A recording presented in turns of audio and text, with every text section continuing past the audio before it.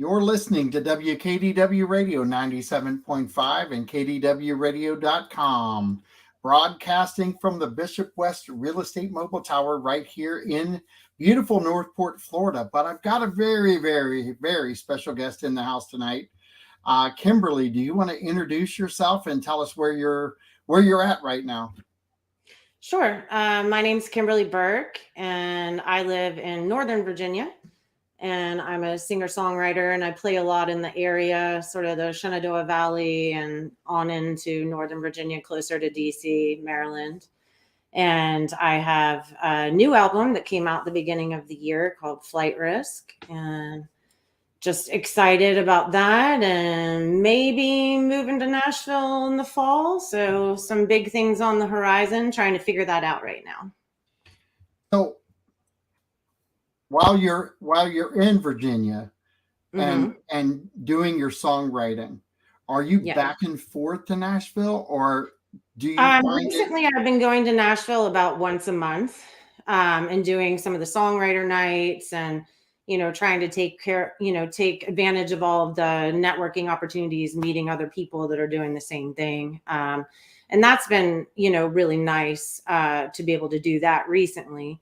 And of course, once you start doing that, it becomes a slippery slope, to want to be there all the time. But I have a really great group of venues that I get to play at home. I play out 3-4 nights a week, and I have a really nice following of people that have been very loyal and supportive of my musical journey. So it's hard to decide what to do sometimes, Do you find yourself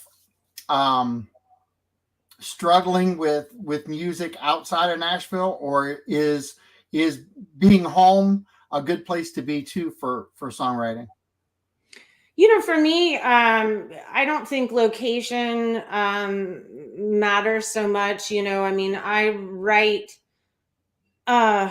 really according to what's going on in my life, like everybody else, and so I have felt like, I write a lot at home. I'm not going to lie, when I go down to Nashville and I hear all these amazing songwriters, for sure, it's inspiring. Absolutely. The last time I was down, I had a lot of people reach out to me about co-writing, which is something I have not done before.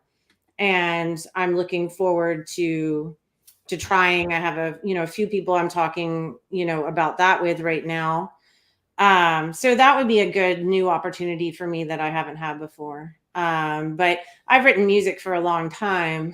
I was a horse trainer, in addition to being a musician, and, I did that and traveled with that. And so, a lot of just life that came through what I was writing for sure. The horse training, that caught my eye. When I was reading about you, and how has that transitioned into some songwriting for you? For me, I have always done horses and music. It's always, since I was a little girl, horses and music. It's, my mom teases me that it's in my baby book. What do you want to be? I want to be a cowgirl and a singer. And I wasn't really a cowgirl. I did hunter jumpers on the circuit. But we traveled a ton. We had a pretty big business with the horses, and it was a lot of fun. And that was also one of my dreams. But I went to school for music, and music has always been, and was supposed to kind of be the plan A. Yep. And horses were kind of the plan B. And, like life happens sometimes, that sort of swapped at one point, and I got a job writing for people, and it kind of took off. And I still played music, and I of course still wrote music, but I didn't have as much time to devote to the music because the horses kind of took over. And then about 2-3 years ago, I started to kind of see the light at the end of the tunnel, that I wanted to kind of switch things up. And I've been doing the music completely full time now for a couple of years. I still have some horses here on the farm. But, I'm having a great time, and I've been very fortunate to be able to get away with it, So what's your drive to go to Nashville? It's a solid 9 hours from where I am. What is? Yeah, it's a good 9 hours because I'm pretty far up in Virginia, so it's a good 9 hours. So it's not super convenient, you know. I mean, I go down for, you know, some of the writers' nights like W Champions at the Commodore. I go to the Bluebird, you know, same venues everybody goes to. And experience, but it's a little bit of a hike definitely to get down and back. And right now I've just been having a hard time figuring out when I can get down there because of course it's the summer, so it's been, you know, pretty big music schedule right now. So with what you're doing with the horses and everything else, the combination of the two, are you going to still try to do that in the Nashville area? You know, I think I might do the horses maybe a little bit just to sort of facilitate, you know, my lifestyle. You know, Sure. I'm fully aware of how competitive Nashville is, you know. So we'll see. I mean, right now, I'm very fortunate and I play music a lot. And not that it's not competitive here, because it absolutely is, but Nashville's Nashville. And, you know, per capita, you have so many musicians in one spot.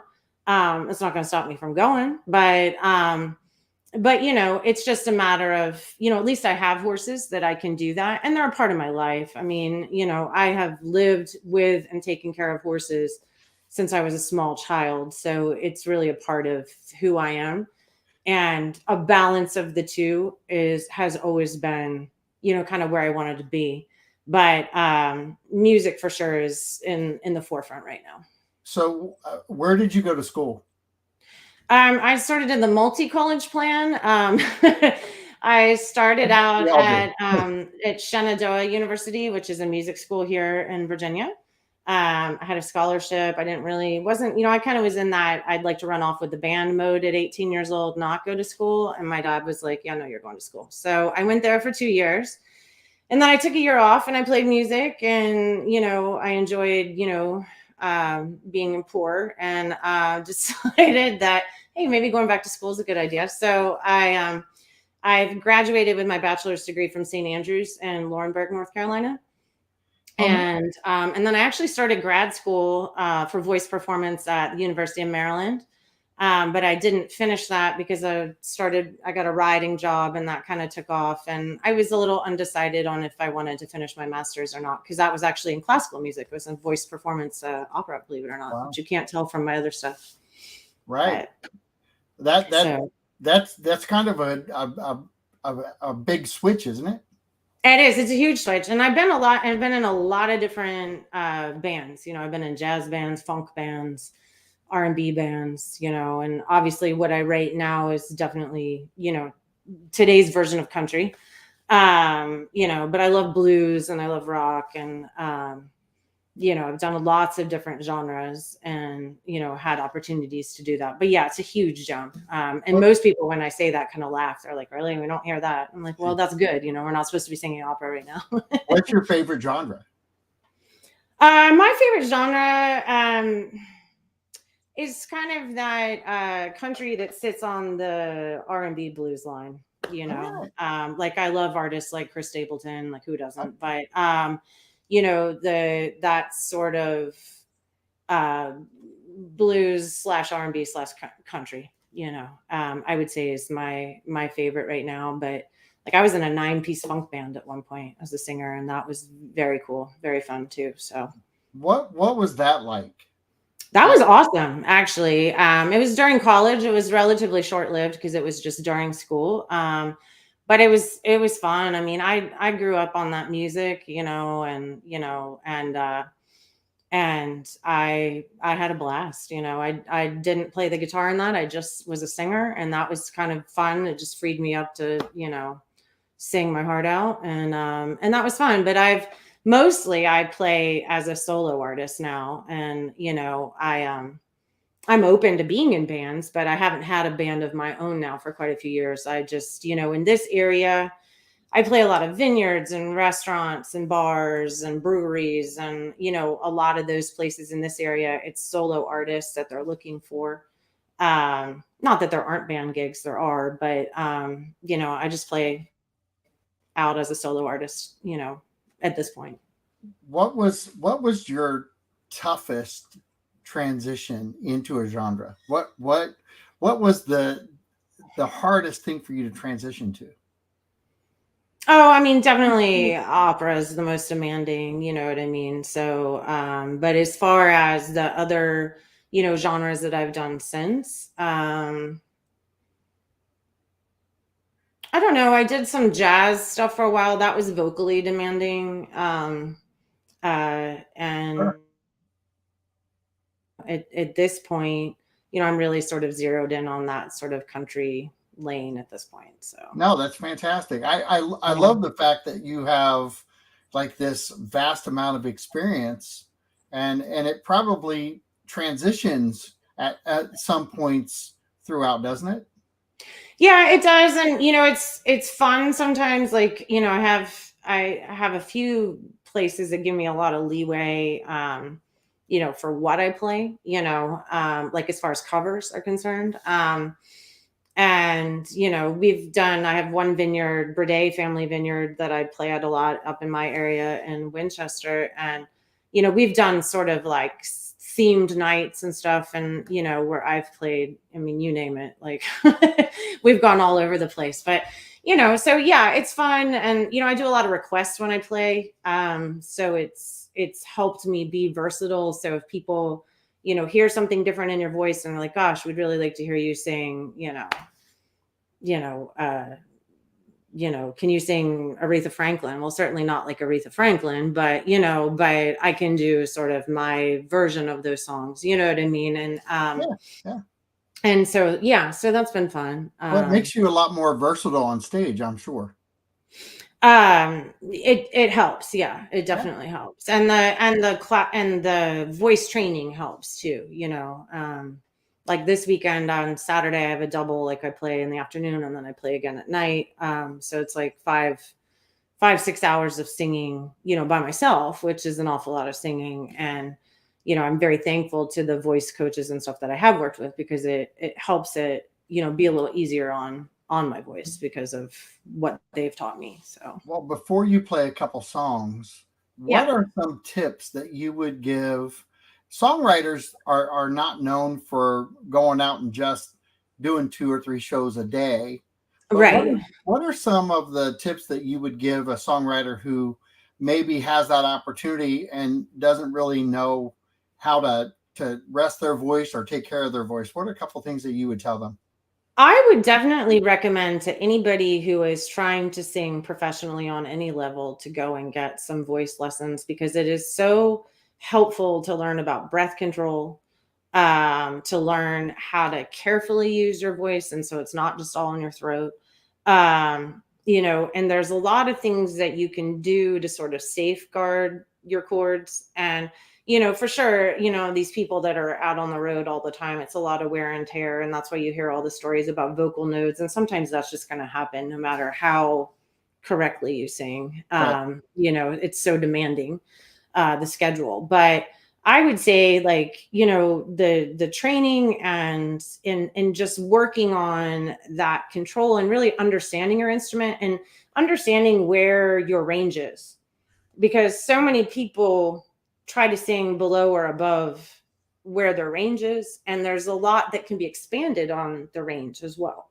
Once you kind of understand your instrument a little bit more, and it's just as much of an instrument as the guitar. And I'm definitely more singer than I am guitar player. I'll tell anybody that. I mean, I play the guitar to accompany myself. I don't claim to be an amazing guitar player.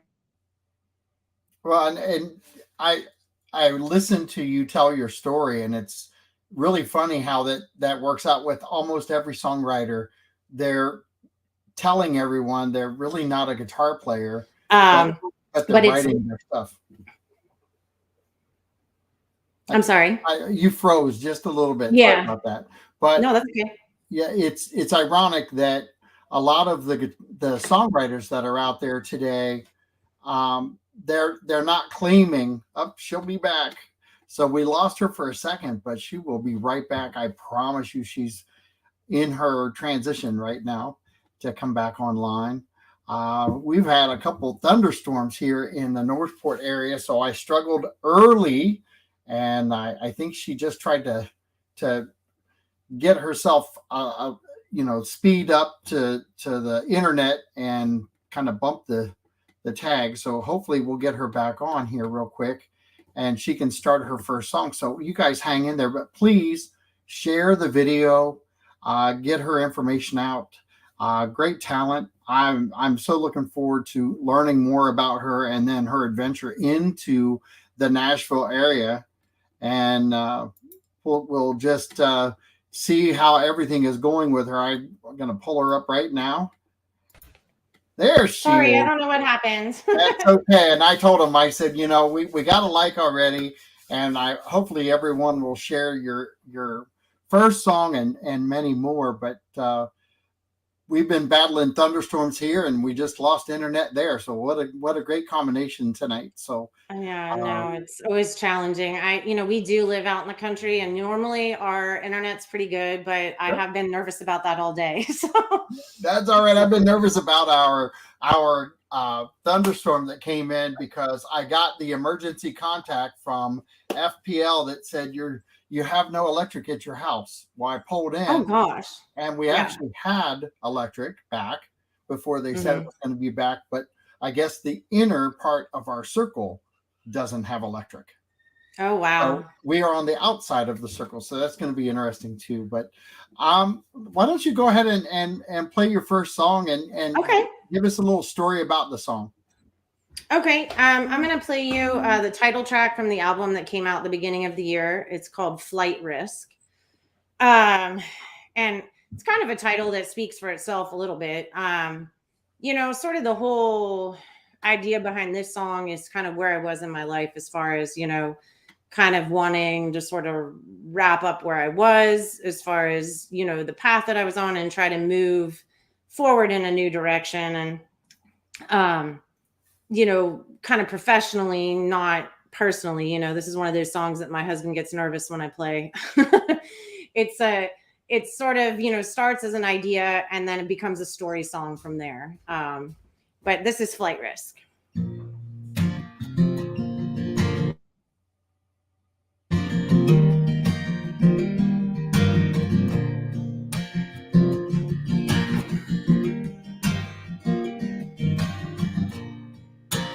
There's the warm wind blowing me right out of this time. There's no way of knowing, good Lord willing, where I'll end up this time around. Got my ticket on a one-way train, and I'm tired of carrying all your pain and all your sorrow on my own. I left you a note on the kitchen table, I still love you, baby, I'm not able to do this anymore on my own. 'Cause I'm a flight risk, no one knows where I came from, where I go. It's a short list of things that I'll be missing, but I sure wish you could know I trade all my yesterdays for tomorrow. If I really thought this time that you would listen, change my future, it's not up to fate. Find my own way forward, it's too late. So many chances, but no time to wait.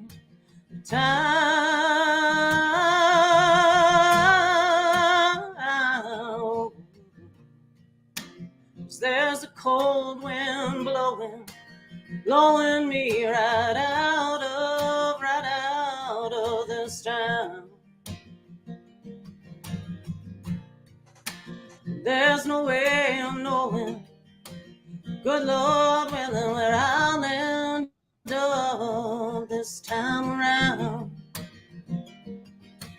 Got my ticket on a one-way train, and I'm tired of carrying all your pain and all your sorrow on my own. Left you a note on the kitchen table, said I love you, baby. I'm not able to do this all alone. 'Cause I'm a flight risk, no one knows where I came from, where I go. It's a short list of things that I'll be missing.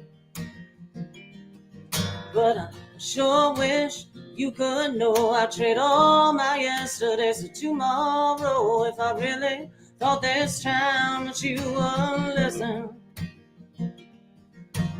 really thought this time that you would listen. Oh, I'm flight risk. Don't make me a flight risk.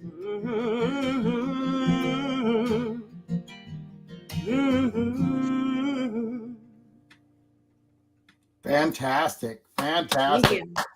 Thanks. You know, there's a little bit of soul in there. Thank you. I'm trying to figure out your voice, who you sound like. It's tough on the internet. Who have you been compared to? You know, that's funny. A lot of people hear a little Jennifer Nettles. I have people here. I get asked for Janice a lot, and I do a lot of Janice covers. Joni Mitchell, which I don't think I sound like Joni Mitchell, but maybe there's a certain melancholy that kind of brings Joni out for people. I love Joni Mitchell.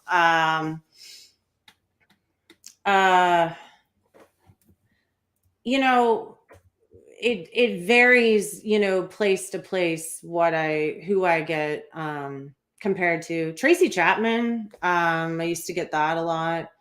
Ashley McBride a little bit. I don't have the same twang as Ashley, but I mean, she's amazing. But I do get asked to cover her songs a lot, which is always nice. Stevie Nicks. But yeah, it depends. It's funny sometimes what people hear, because sometimes it's not. And I think it depends on what I'm singing too, you know. What's one of your favorite songs? Or was that honestly, one of my favorite songs is Landslide. And I play that a lot when I'm out. That's one of my favorites. That's always like a crowd pleaser. I think Fleetwood Mac has really had a huge resurgence, you know, of like younger people, which is cool. Like, you know, when I play somewhere and you feel like you're not sure if you have the crowd with you or not, and you play Fleetwood Mac and it's like they're in, you know. And then you can kind of, you know, take them somewhere else. But I feel like that's a universal song that everybody can relate to. The words of that song are very heartfelt, and I think there are words that, you know, can connect. And there's a lot of songs that I you know, I'm guilty of, like a lot of songwriters. I like the tear in your beer songs, you know. You know, those really I like that. That could be a t-shirt.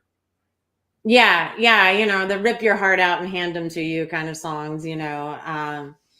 You know, I mean, I like fun songs too, don't get me wrong, but yeah, I mean, I love songs that make you feel something, you know. I mean, that as a songwriter, you know, a song is a moment of time, you know, what you were feeling. And the great part about songwriting and the gift of being a performer and a songwriter is that you get to share that with somebody, and it takes on a new life for them, because it means something different to them than it did when you wrote it. Sure. But it's still that connection. It's that universal language of music that is so powerful and addictive, which is why, you know, we like to perform and write songs, is because we want to share that. We want to get it off our plate and get it out into the world, let it loose. And it's very vulnerable, but it's also really amazing. You know, when you play a room, like I'm sure you've gone, you know, to the Bluebird a million times. And when you get to do the Monday night songwriters nights, it's, you know, you can't hear a pin drop there. And it's so cool to be in an environment where people are like hanging on every single word you sing. You know what I mean? Because they're just there to really hear new songs that people have written. So as a songwriter, that's very exciting to have somebody really want to hear your song, you know. What is one of your favorite stories that's happened when you sang to a room full and had that reaction from someone or the crowd? What is one of your favorites? I had these two ladies. It's funny. I had these two ladies that came to hear me play, and it was a Mother's Day event. So I was playing a lot of, you know, sort of softer in the background. It was a Mother's Day event at a vineyard, you know. So, you know, it was a lot of pretty songs, and these two ladies, like, they were so funny, and they kept asking me for songs, and they kept crying, you know, songs, and it was so funny because they came to see me play, I don't know, a couple weeks later, and they brought sunglasses. And that was so funny because they would ask for the song that they knew was a song that always makes them cry, whether I was singing it or the original artist was singing it. And I don't remember which song it was, but they asked me to sing the song, and they knew they were going to cry. So they brought sunglasses so that they wouldn't just be there like crying. And it was so funny that but they wanted to hear it, you know, but it was really cute. And they've since come to like a bunch of my gigs and everything. They don't always wear sunglasses, but Right. but I thought that was really funny. And, you know, they were just so sweet, and, you know, but they really wanted it. It's like, you know, they wanted, you know, the Band-Aid ripped off, I guess, you know, and you know, that happens though. It does. It happens with a lot of people. Mm-hmm. It may be something that you wrote or something that someone else wrote. Just hearing the song. There's a couple that still get to me today. Yeah, I have a couple I can't sing. And, you know, and in different times in my life, like after my father passed away, there were some songs I couldn't sing for a while. And I think that you know, that's just like a testament to how powerful music is, you know, and what a great tool it is, you know, because, you know, you really can, you know, vent the demons, so to speak, you know, with music, which I'm getting goosebumps. All you're doing is talking about that, and I'm getting goosebumps. Well, yeah, I mean, me too, you know, me too. I mean, it's that's why we, for me, like, yeah, I'm a songwriter and I'm very serious about that, but I'm also a performer and I love to perform. And when you're in a room and you have that energy of other people that you're able to share in that experience of the song, like, that's awesome. Like, that's where it's at. Fantastic. Yeah. So what's another song that you would like to share with us today? I will do, I mean, I assume you want all originals, so I will do another one that's a little bit more upbeat. Fantastic. From the album. And I think this is probably my favorite song from the Flight Risk album. It was recorded at Studio 19. I'll give them a good plug because they certainly deserve it. It was Kyle Hirschman was the engineer at Studio 19, which has been around forever. They've moved out of their original building in Nashville, and they are working out of the Sound Kitchen now. So we had this amazing, huge studio in Franklin. And the band that I got to work with was absolutely phenomenal. Jason Roller was the lead guitarist and band leader. He tours with everybody, you know, like Alabama, you name it. He's touring with them right now, and he's, you know, toured with everyone who's anyone. And he's a young guy, and he's just absolutely, you know, phenomenal. And Dow Tomlin played bass. Again, he's like a Nashville, been there, done it guy.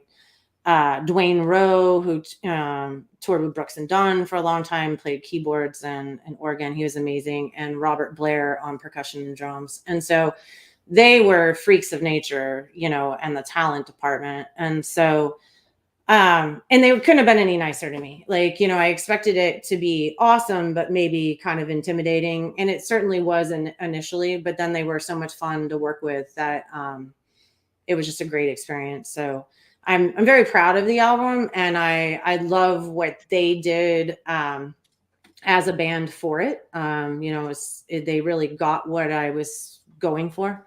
And so that was super cool. And this song is hard for me to do justice with just my guitar. So you have to check it out on Spotify or all the streaming services. But this is called No Better Love.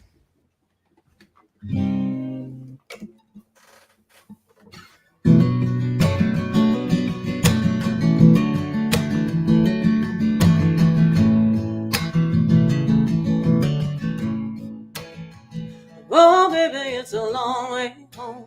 Headlights streaming, listening to the radio. Daydreaming just a few more miles, and I'll be coming home with you. When I'm with you, I know it's alright. Ain't nothing missing underneath the moonlight, or dancing in the kitchen. And in my mind, there's no baby but you. Nobody else puts me back on my feet when I've been knocked down. And it's plain to see all my rough edges loves me for me, and that's true. Well, I felt some love and I felt some pain. I've been hard to handle and I can't be tamed. Nobody holds a candle in any way to you. No better love, no better love, no better love, no better love than you.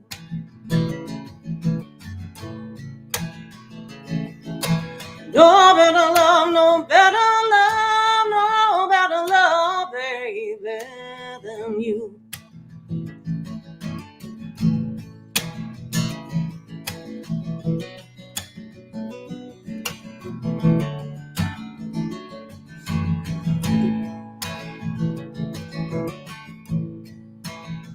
But for now, it's just back roads. Few more miles just around the corner and home to your smile. I want your warmth around me and me around you. Let's turn down the lights, lock the doors. Your love always makes me crave for more until the morning comes. There's no cure but you. Nobody else puts me back on my feet when I've been knocked down, and it's plain to see all my rough edges loves me for me, and that's true. Oh, there's no better love, no better love, no better love, no better love than you.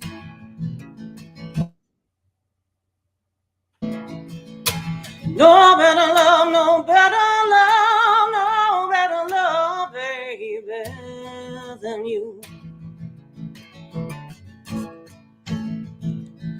Well, I felt some love and I felt some pain. I've been hard to handle and I can't be tamed. Nobody holds a candle in any way to you. There's no better love, no better love, no better love, no better love than you.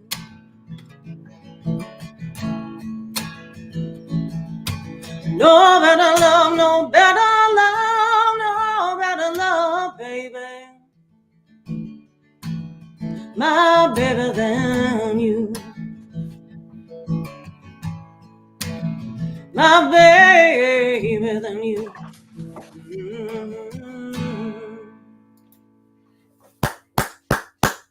I like that. Thank you. I told you before we got on the air, I'm going to listen to the album. We're leaving tonight. We're heading to Ohio, and then I'm coming back through Nashville, and I'm going to spend hopefully 3 or 4 days in Nashville. That's my goal.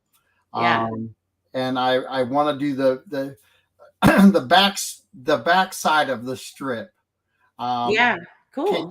Can you tell people what the back side of the strip is versus the strip? I think, I'm still kind of new to Nashville, so I don't know if I'm the best tour guide of Nashville. To be not honest, a tour guide. That's not. I think there. Let me change my question. Okay. Are there on the backside of the strip? There are songwriters Yes. up and down the Yes. bars. And a Yes. lot of the music that we hear on the strip Yes. comes from a lot of those For writers. sure. Yeah, and it's very, like I said, I've been going to the songwriter nights, Debbie Champion songwriter nights at the Commodore. And you have so many songwriters, and for people that haven't been there, the way it's set up is you have people that play that maybe have had some songs hit. You have people that have had really big songs hit, like maybe Grammy winning songs or multiple Grammy winning songs. Then you have, new up and coming or wannabe up and coming, songwriters. And then at the very end of the evening, they have an open mic portion where you get to perform, and Debbie kind of checks you out and decides if you're coming back and getting in the lineup. And she's fantastic and a Nashville, icon herself, been around forever. But, it's very cool. Like, I've been there multiple times now, and the headline people, that are the Grammy winning songwriters, it's always amazing to hear how many hit songs maybe one person has written that you never had heard of before, in the general population, you know what I mean? And it's as a songwriter myself on, my much smaller level, I now always make a real point, like when I'm covering songs, like if I'm covering a song and I'm posting it on YouTube or I'm posting it whatever, I always make sure that I list the person that everybody thinks that did it, the famous person that sang it.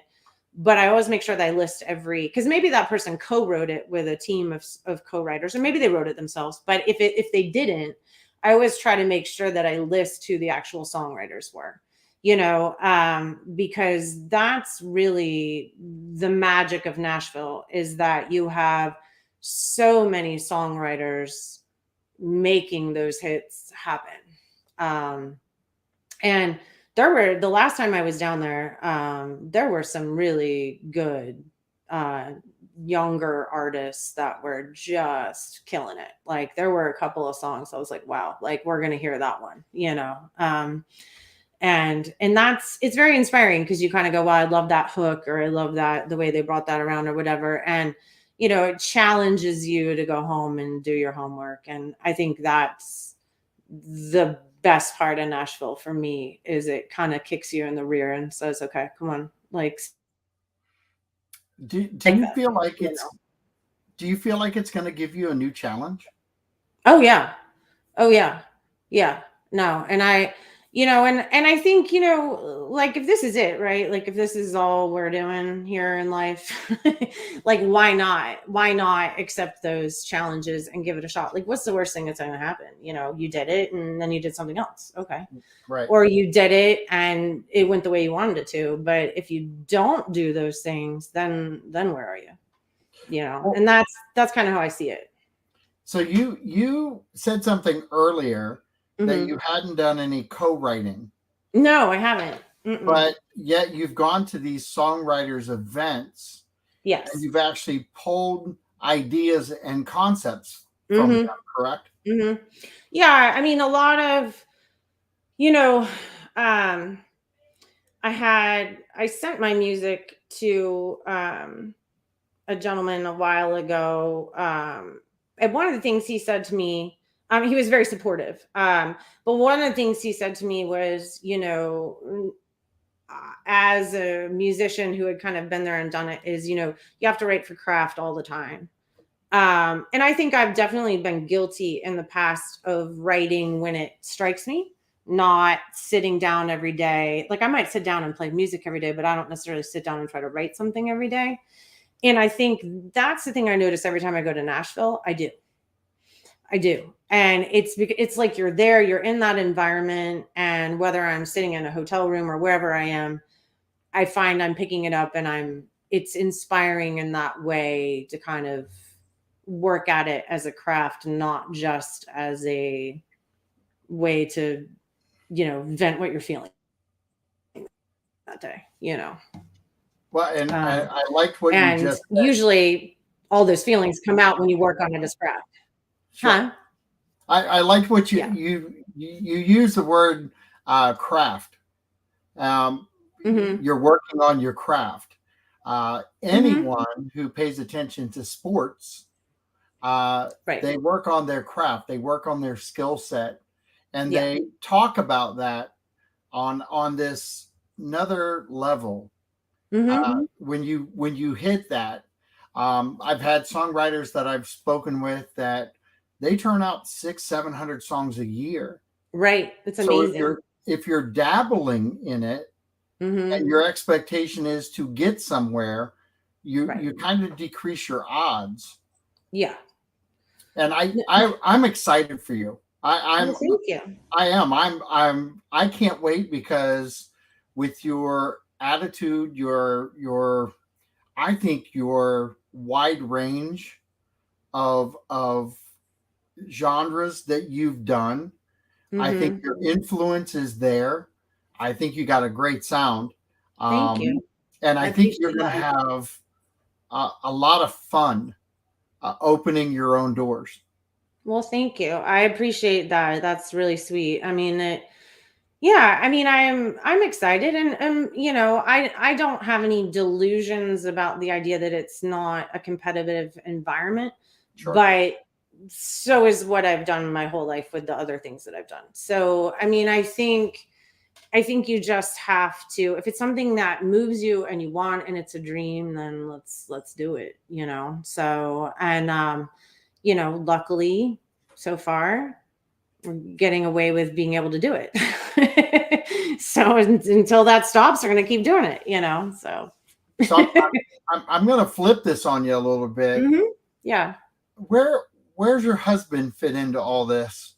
My husband is amazingly supportive. My husband, he is my second husband.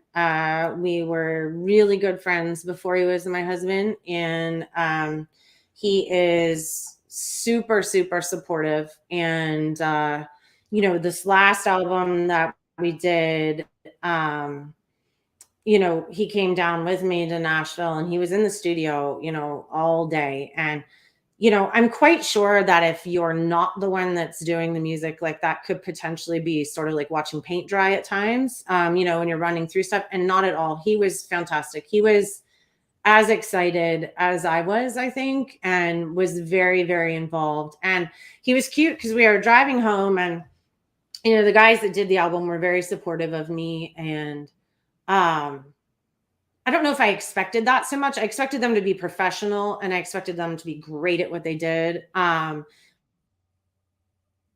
Encouraging to me, which was like a huge bonus. And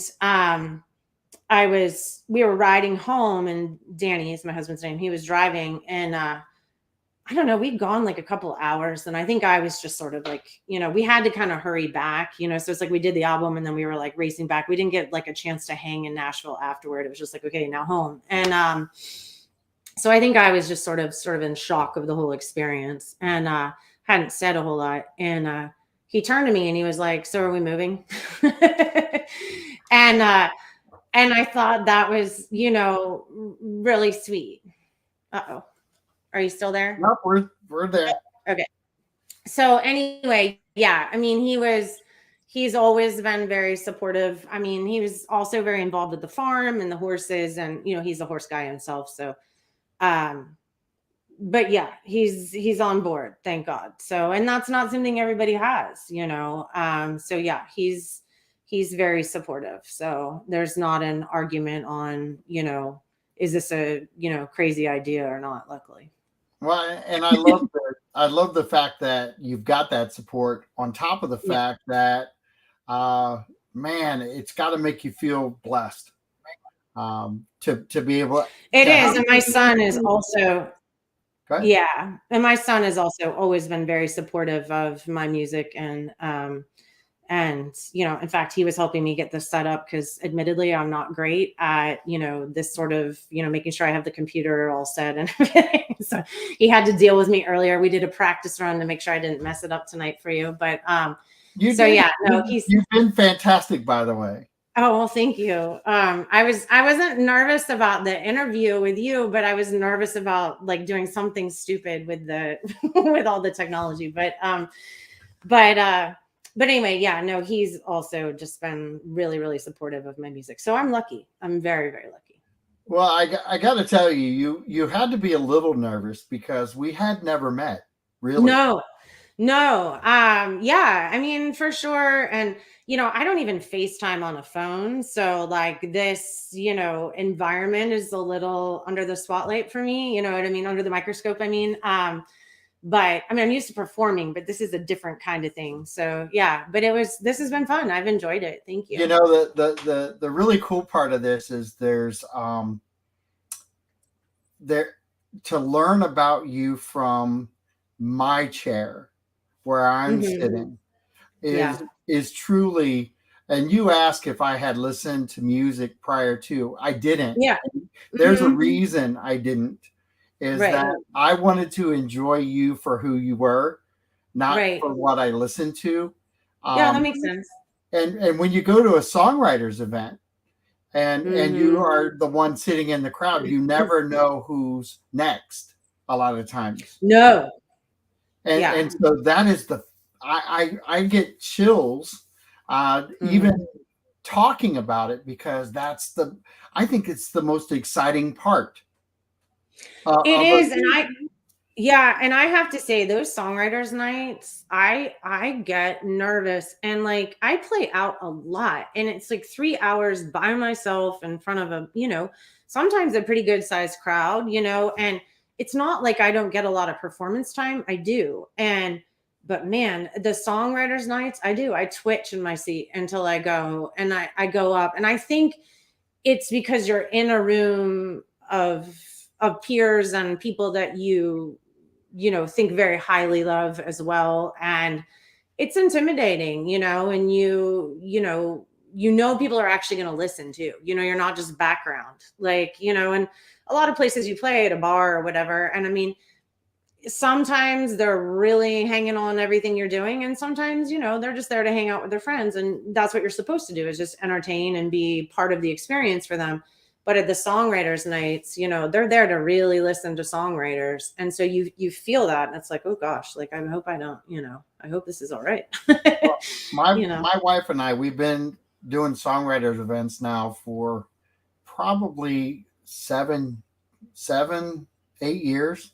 And over the 7 or 8 years that we've done it, we've actually had friends who now live in St. James City, and they have songwriter events in their backyard. Sam Densler has in Punta Gorda has songwriters in his backyard, and when you're blessed to be in Florida, we don't have winter, so we have the songwriters down here in the wintertime, which is kind of cool. Yeah, you might have me down there this winter. Danny and I have been talking about that might be kind of fun, if we get out of here to experience that some too. And the songwriters that I was saying that I met, a couple of them were from Florida, and they're like, oh, you should come to Florida and play up and down the coast. You'd have a blast, and there'd be lots of places to play. So I mean, I think that would be fun. And I think that's the next step, is I have to figure out if kind of what the schedule is going to be and where, Sure. And that's the most intimidating part for me right now. I'm kind of spoiled because I'm comfortable. I have places I play. I know where I'm going to be. I book a lot of things myself. I also have an agent that I work with who books, things for me. And, I've got a nice group of people that come to my gigs, and it's great. And I still want to come see all them up here some, for sure. Because I enjoy those places. And, there are a few places in particular that are like being home for me, Sure. And I don't really want to give that up, but the unknown is the hard part. It's like, I've been calling around and I've been asking people, it's like, okay, like, ideally I would have booking agents to get my feet wet places, you know what I mean? But it's trying to figure that out next. And there's just so many people, and it's trying to figure that out. And so I'm hoping that I sort of accidentally bump into the right situation if I keep working on it long enough. You'll bump into the right situation, and you I think the word grind, once you get there, you'll get into the grind of it all. Yeah. Mm-hmm. And truthfully, your concept, your mindset, and of how you're looking at things. Right. There's a lot of people in Nashville that do the travel and make it work, and yet they don't lose the focus and the drive of making sure they get back home and get back in the grind. Right. And that's important. I think when you kind of fine tune who you are as an artist, that's going to change everything in your focus. Don't you believe that? Oh yeah, I think too. And I absolutely. And I what I'm really looking forward to is just being able to focus on it, because I'm, if I could devote all day, every day to just music, like that would be amazing, and not that I'm not doing it as a full-time career right now, because I am, but I still have stuff at the farm, and I'm still doing this and I'm still doing that, and I'm looking forward to, having the freedom to have kind of changed my lifestyle and maybe not have as many responsibilities as I have right now. When you live on a farm kind of goes all the time. And, to be able to just kind of zero in on it, if I want to go to a songwriter night every night, you know what I mean, that they have one, I can do that, and, but yeah, it's, it will take me a while to figure it out. Like, I understand that. But yeah, it's just a matter of really defining what I want to do, which I feel pretty confident about already. And now it's just figuring out how to make it happen. Absolutely. What is we've got about, 8 minutes left. Wow. Okay. So what is another one of your favorites, or what, and I'm going to ask this because cold interviews are cold interviews. So what is, I gotta believe that your mom has a favorite of yours. Oh, my mom's favorite is Landslide. Actually, okay. My mom's favorite is Landslide. Yeah. My mom's was Landslide. My dad's was Leonard Cohen's Hallelujah, which that one, sometimes I can sing, sometimes I can't. And I love that song. How about your son? I'm sorry? How about your son or your husband's favorite? My husband's favorite, he likes Five and Dime. Is one of his favorites, and Moon Dance by Van Morrison is one of his favorites. My son's all over the place. It depends on the week. He likes it when I do some like Chris Stapleton stuff and some stuff like that. But he's a big R&B kind of guy. He plays saxophone, and he's a big R&B guy. So he and I play on my guitar and sing. But he likes country too, and he likes he likes Willie. He's a big Willie fan. Good choice. Yeah, you can't go wrong with Willie. But yeah, he's, he likes a lot of older country. But yeah, I like Angel of Montgomery. Sure. Angel of Montgomery is another one that I'm a big John Prine fan. And Bonnie, of course. So I do Angel of Montgomery. Lots of times I'll test a crowd with Angel of Montgomery. Like, sometimes that's like a song I start with when I'm starting, out at a gig. Do you want to hear a cover song, or do you want to? Yeah. You know what? Let's leave that up to you. And okay, and I say that to you because I think a lot of songwriters do covers a lot of times. So I heard you say the hook. That's kind of the hook to get people to listen to your songs too, isn't it? Oh yeah. I mean, like, well, a lot of the places that I play, like I play, you know, 98% covers, and then I'll slide a single in, probably like one single per set. So if I'm playing 3 sets, I'll slide one in, but then I have some people that are like really cool that come to my gigs and they'll ask for originals, which is really nice.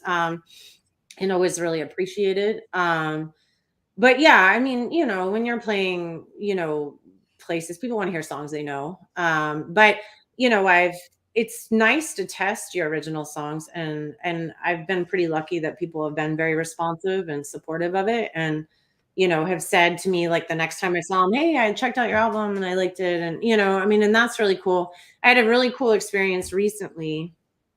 um I have this couple that come quite often to see me play, and the husband of the group asked for me to play one of my original songs, and he it's called Tell Me Your Dreams. He asked me to play Tell Me Your Dreams, and I was like into the first verse, and I looked out and he was singing every word of it with me, and I was like it kind of almost choked me up. I actually had to look away from him. Like I couldn't look at him because it was like it meant so much to me to even be asked for one of my songs, but to have him singing it with me was like that was the icing on the cake. Like that was very, very cool.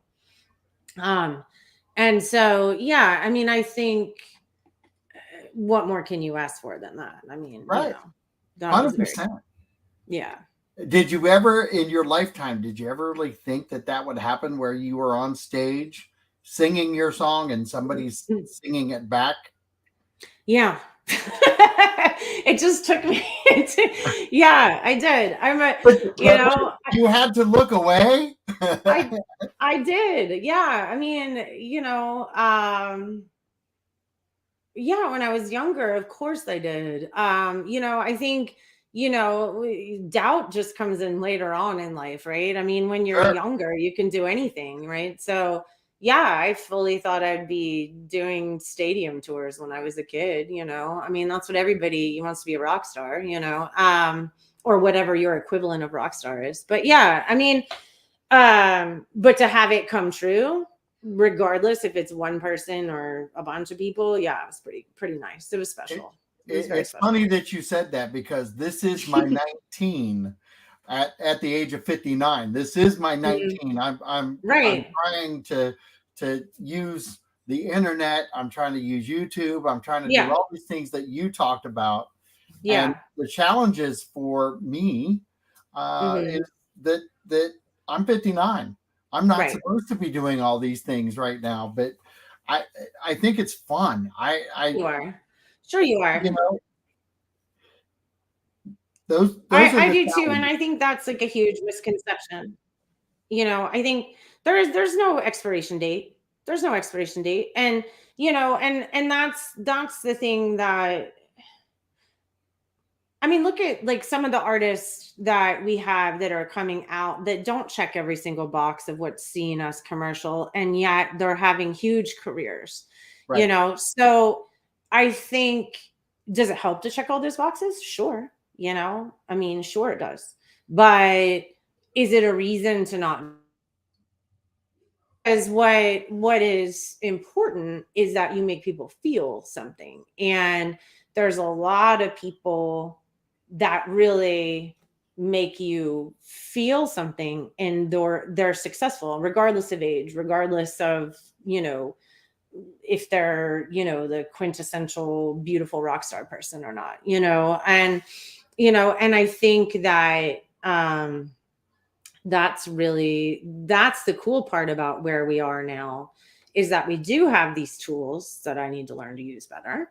That we We do are. have these tools, where we do have these tools that we can reach Sure. people, and that we didn't have before. Sometimes that's a little scary in itself, but it's a great way to connect with people. And I think people are starting to look past I mean, there's still, of course, a commercial formula. Sure. And if you can achieve that commercial formula, then 100% do that. But if that's what you want. But there's definitely a ton of bands out there and solo artists that are having pretty big careers without even a record label, without, having that sort of traditional trajectory that we saw as the only way, and I think that's just opening doors for people that would have never had the opportunity. The flip side of that is now there's so many doors open that it's like, you got to try to figure out how to swim through that and have people find you, which is why I need a social media person that knows what they're doing. My granddaughters are 5 and 2. And I'm heading up there tonight after the show. We're jumping in the truck and we're on our way to Ohio. But one of my favorite things to tell them is no fear when we're trying something new. No fear. No fear.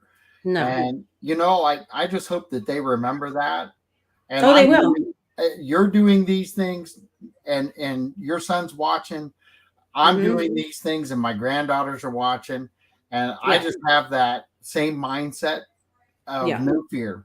What's the worst that's going to happen is we're actually going to let people see who you are in real time and enjoy your music, and at least learn that there is a Kimberly Burke out there, Kimberly Burke music. Here I am.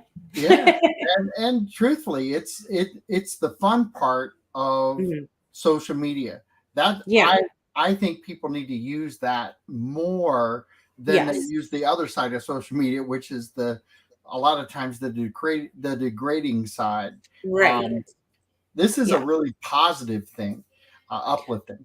Oh yeah, and I mean, I have to say, the one thing, not the one thing, but the thing that struck me the most as far as like how I was raised is my parents really instilled the idea of you can do anything that you really and truly want to do and you work to make happen, regardless of what it is. And as a parent, I have tried very hard to instill that in my child. And most of the time, not all the time, but most of the time, a lot of our limitations are ones that we put on ourselves. And I think that, if you have a dream and there's something that you want to do, what do they say? Like, you're never going to regret, what you did. You regret what you didn't do, and that's true. That's true. So, I guess, the hard part is just taking the first step and believing in yourself enough to try, but if you don't believe in you, who's going to, so, 100%. yeah. And I think, I'm fortunate enough to have had people, and when I was 5, like your granddaughter, instill that in me of like, if you want it, well, fine, go do it, try to make it happen. And that doesn't mean you don't fail. It doesn't mean it's going to, but if you don't try, like, what do you have?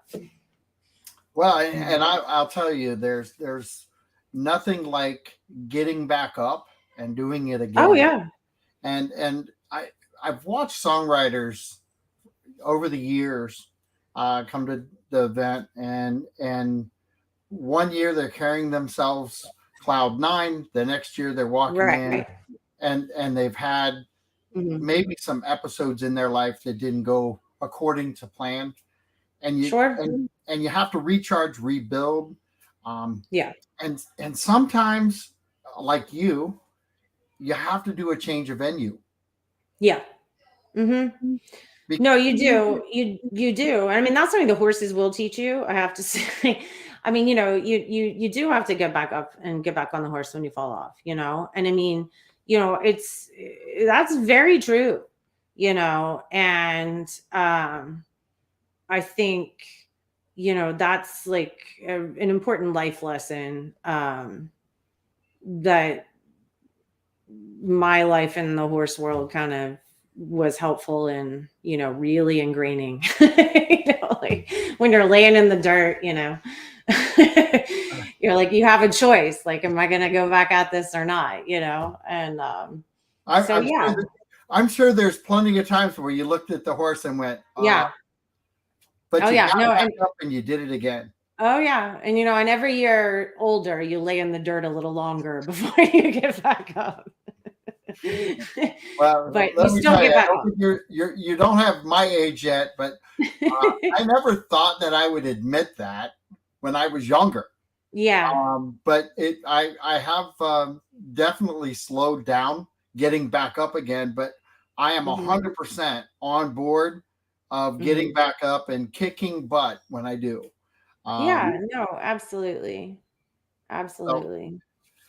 So we're at 105 of our hour. Wow. How about that? I think you've enjoyed this a lot. I have. Yeah, no, I really have. It's been great. And I appreciate getting we've had a couple little conversations, but man, I know so much more about you now than I did prior to the show starting. And now everybody else knows you too. Well, I appreciate the opportunity and the platform to be able to reach out to some new people. And I thank you for, taking the time to talk to me and listen to a couple songs. I very much thank you. Well, and what we're going to do is we're actually going to have you back on later on, but I'm building the platform. So everybody share the video, everybody like and follow us on YouTube, Facebook, Twitter, do all those things. And definitely get on Kimberly Burke music.com and Spotify and buy the album.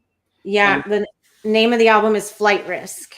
So Flight Risk, and really, this is the way songwriters survive, is that people like us purchase the albums and we support them. They're great. I'm going to tell you, there's so much great music out there that is unheard. Oh yeah. And waiting to be heard. Please enjoy every bit of it. Kimberly, thank you so much for being part of the show. I look forward to hearing back from you and getting a text when you get to Nashville. I'm super excited for you. And I can't wait to follow up.